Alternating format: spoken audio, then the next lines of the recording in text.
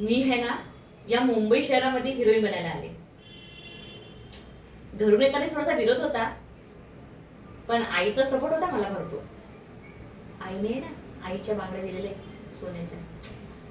आईला बोललो मी नको देऊस, आणि बाबांनी 100 रुपये दिले. पण ते बोलले काय माहितीये का, हे खर्च करू नकोस, हे तुझ्या खिशात ठेव. कारण की मुंबईत अशी भिकारी आहेत की ज्यांना त्यांना पैसे होते, पण येतानासाठी त्या भाड्यांसाठी त्यांच्याकडे पैसे होते.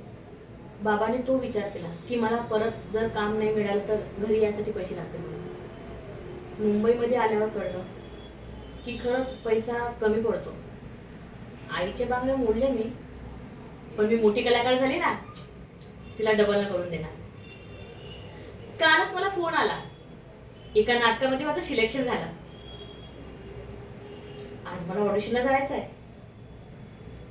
सिलेक्ट झालं माहिती आहे, पण तिथे गेल्यावर परत एक ऑडिशन घेणार बोलले ते. पण घरून बाबांचा फोन आला.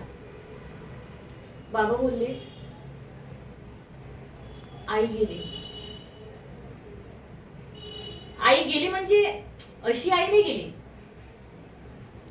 देवाघरी गेली.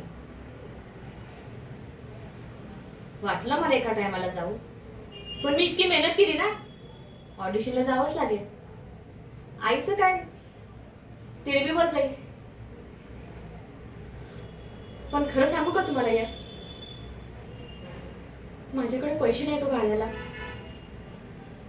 लोकांना कलाकार खूप मोठा वाटतो, पण त्या कलाकाराचं दुःख त्या कलाकारालाच माहिती असतं ना.